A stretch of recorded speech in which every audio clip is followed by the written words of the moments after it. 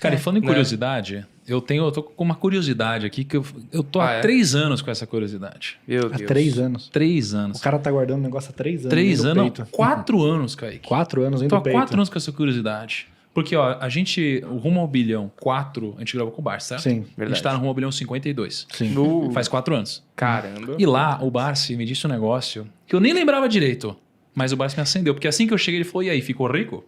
E aí, conseguiu ficar rico? Aí, porque lá, com a Tanz, ele me deu um chega pra lá. Ele falou, ó, seguinte, assim você não vai ficar rico. Eu falei, verdade. nossa, você lembra disso, Verdade. Kaique? E qual que foi o negócio?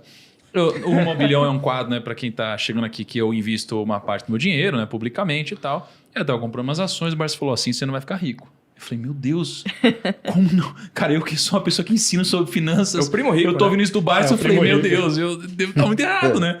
Aí eu falei, por que não? Ele falou, porque esse tipo de ação, para você que está no processo de multiplicação de patrimônio, se você continuar investindo assim, esse tipo de ação são boas ações para quando você tem uma carteira já formada, uma carteira consistente, mas dificilmente elas vão multiplicar de valor muitas vezes ao longo do tempo. Então você precisa mesclar a sua carteira com algumas ações de alto potencial. E aí, a minha grande pergunta e a curiosidade aqui é o seguinte, eu sei que vocês gostam muito de dividendos, né? Isso daí construiu boa parte do patrimônio de vocês, mas o que eu devo escolher? Uma empresa com uma alta distribuição de dividendos ou uma empresa que não distribui dividendos, mas tem um alto potencial de crescimento? O que eu escolheria? Essa é a minha dúvida de 4 A anos. empresa que tem as duas vertentes. Ah, legal. Aquela que tem uma boa perspectiva de distribuir dividendos e aquela que alimenta a possibilidade de uma valorização. Esse é o... E nós temos empresas assim, tá entendendo? Várias. Inúmeras empresas nessa condição. São empresas que o pessoal se afugenta rápido quando tem uma queda qualquer, tá entendendo? Como tiveram outras no passado, não é isso? Mas você tem que ficar firme, que é a chamada disciplina. Se você olhar para um horizonte distante, você vai verificar que a empresa, vamos supor, ela estando numa atividade capaz de ser considerada uma atividade boa, não é isso? E que tenha sustentabilidade na sua operacionalidade, é uma questão de tempo, às vezes, a recuperação, tá certo? Nós temos aí, por exemplo, empresas que eu tenho participação porque eu acredito no projeto. O projeto é um projeto consistente. A Paranapanema, por exemplo, é um projeto, é uma planta que tem mais de 1.300.000 metros quadrados. E é uma atividade que, além de ser uma atividade perene, é uma atividade que vislumbra um futuro promissor, com a questão do carro elétrico. Então, vai existir uma possibilidade de se consumir mais cobre, está entendendo? Então, eu investi na Paranapanema, tenho ações da Paranapanema, discuto a Paranapanema, tá certo? E, com certeza, a Paranapanema está tentando encontrar uma trajetória, um caminho que proporcione a ela um crescimento capaz de acumular esses dois fatores que você acabou de citar. Que ela volte a pagar dividendos e que ela tenha uma perspectiva de valorização muito boa. Porque, na verdade, hoje uma ação da Paranapanema custa 33 centavos. Entendendo? Comparativamente. Então, 33 centavos é muito menos do que muita coisa que você consome. Um café, 10 reais, tá entendendo? Se você começa a fazer comparativo, você fala, pô, isso aqui tá de graça. É verdade, né? Compro um café ou 30 ações de Paranapanema? Exatamente. Aí que tá. É a questão do quê? É a questão de você priorizar. Né?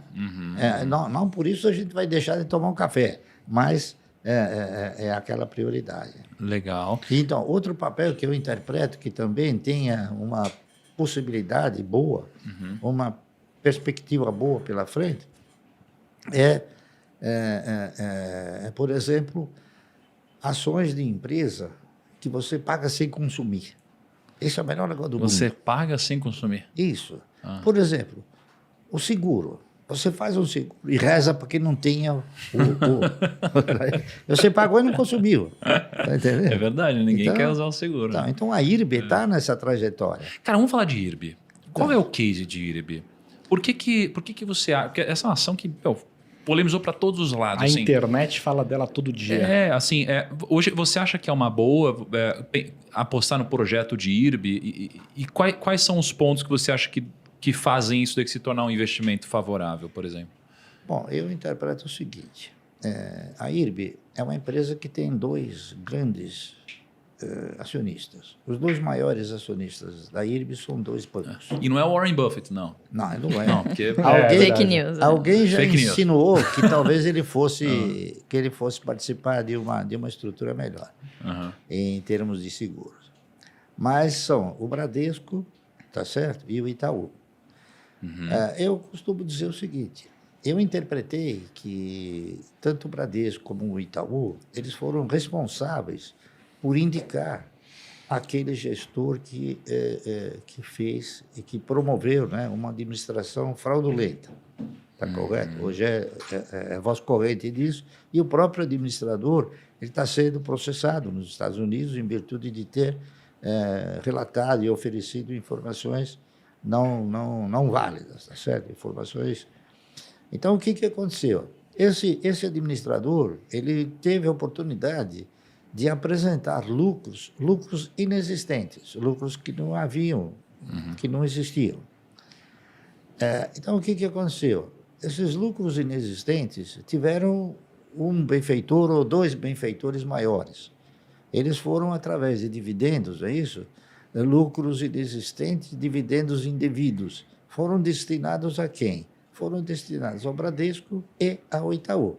Então, a responsabilidade de fazer ressurgir essa empresa está na mão deles, tá? Não está na mão dos acionistas. Não foram os acionistas que promoveram a administração fraudulenta. Então, o que aconteceu?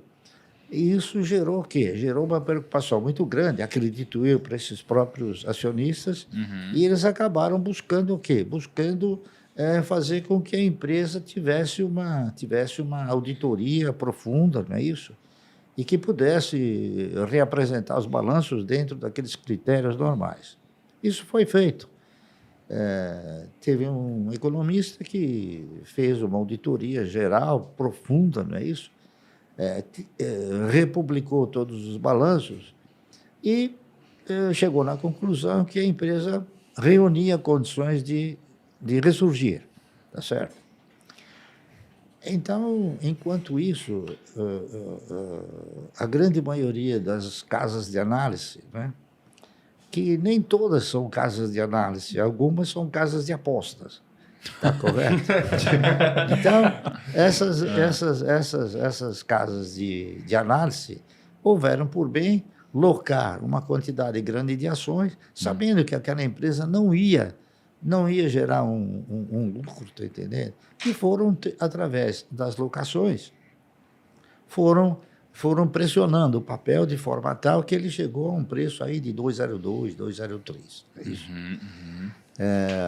Só que nós tivemos a oportunidade de estar presente numa reunião onde ficou claro, né, que a empresa havia chegado num ponto ruim e que agora havia sido colocada novamente numa posição de continuar a se recuperar, e continuar a dar resultado. Só que ficou claro também que a empresa precisaria o quê? Precisaria uma capitalização para poder fazer com que houvesse novos contratos, está entendendo? Então, eu acredito, como acreditei na Unipar, eu acredito que ela possa, dentro de algum tempo, porque isso desde 2020. Então, está muito pequeno ainda o tempo, né? Então, eu acredito que ela vai assumir uma recuperação boa. O valor patrimonial de uma ação do Banco do Brasil, hoje... Menos de um... É R$52. Uau. E ela custa 32 e alguma coisa. Menos de um, isso. Menos de um, não é isso? Nossa, não é possível, eu acabei de ver. Exatamente. Então, isso já por si só faz com que você fale, não, poxa, eu estou comprando um ativo, tá certo? Um ativo que vale 1 por 50 centavos. Então, isso por si só já te oferece uma certa perspectiva de risco. Quer dizer, você fala, pô, comprar isso aí não tem, ou tem pouco risco, tá entendendo? Ou nenhum. E o Banco do Brasil é uma oportunidade. Então, é fato que ainda hoje, eu comprei ações do Banco do Brasil a R$ 32,50.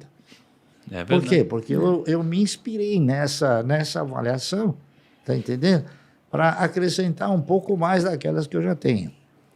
Então, eu comprei Banco do Brasil no último Romobilhão. Sim. No último Romobilhão eu comprei Banco do Brasil, porque, cara, tava com pele de 4.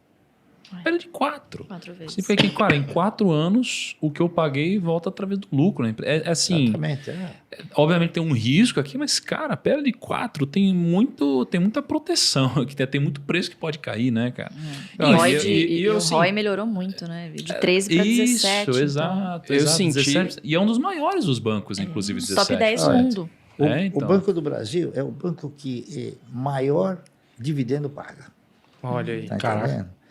Eu fiz recentemente um trabalho fazendo um comparativo. Banco do Brasil, Banco Itaú, Banco Bradesco e Banco Santander. O melhor pagador de dividendos é o Banco do Brasil. O segundo melhor pagador é o Santander. Por quê? Aí a pergunta. Por quê? Porque são empresas que elas não aumentaram demais a sua base acionária, como aconteceu com o Itaú.